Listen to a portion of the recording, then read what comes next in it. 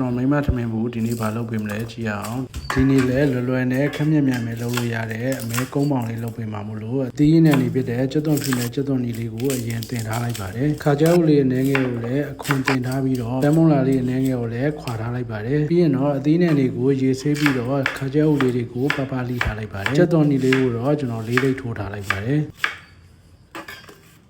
ပန်းမုံလာလေးကိုတော့စားလို့အဆင်ပြေမဲ့အရွယ်စားလေးတွေလှီထားလိုက်ပါတယ်တင်ပြီးသားကျွတ်သွန်ဖြူလေးကိုလည်းတပြားရိုက်ပြီးတော့တောက်တောက်ဆင်ထားလိုက်ပါတယ်မနက်စာလုပ်ဖို့အတွက်တော့ကြောက်ပြုတ်ဖို့မေးနေရတဲ့ကြောက်တစ်လုံးကိုပြုတ်ထားပြီးတော့ကုန်းမောင်ကြော်ထဲမှာထည့်ဖို့ခန်းကျင်သည့်တစ်လုံးကိုလည်းလေးသိပ်ထိုးပြီးတော့အသီးနှံလေးတွေကိုအဆင်သင့်လုပ်ထားလိုက်ပါတယ်ကုန်းမောင်ကိုမဲသားနဲ့ကြော်ဖို့အတွက်တော့ကျွန်တော် ready made ပပလီထားပြီးသားမဲသားလေးတွေကိုပါထားပြီးတော့ရသာအတွက်စားရငရုတ်ကောင်းရထည့်ပြီးတော့ပြောင်းကွန်မုံလေးနဲ့နေထားလိုက်ပါတယ်ကုန်းမောင်ကြော်ဖို့အဆင်သင့်ဖြစ်ပြီဆိုရင်တော့အရင်ဆုံးရုပ်သီး6လေးကိုကြော်ထားပြီးတော့ခဏဆယ်ထားလိုက်ပါတယ်ပြောင်းကွန်မုံနဲ့နေထားတဲ့မဲသားလေးတွေကိုလည်းစီထဲမှာ10မိနစ်လောက်ကြော်ထားပြီးတော့ဆယ်ထားလိုက်ပါတယ်ပြီးရင်တော့အိုးထဲမှာခုနကလှီထားပြီးသားအသီးနှံတွေကိုထည့်ပြီးတော့အီလာအောင်ကြော်လိုက်ပါမယ်။ရသာအတွက်တော့ပဲငယ်မြားလေးထည့်ပြီးတော့စားနှဲငယ်ထည့်လိုက်ပါတယ်။ကျူးစီလေးနှဲငယ်လေးထည့်ပြီးတော့အသီးနှံလေးတွေအီလာပြီဆိုရင်တော့ခုနကအစီနဲ့ကြော်ထားတဲ့မဲသားလေးထည့်ပြီးတော့ချိုနဲ့အယောင်လေးလှသွားအောင်လို့ကြာညိုလေးနှဲငယ်ထည့်ပြီးတော့အကုန်လုံးရောသွားအောင်လို့ကြော်ထားလိုက်ပါတယ်။ဘုံမောင်ကြော်လေးကရသာလေးကုံဆုံးသွားပြီးတော့ခြားကန်ဒီမှာတော့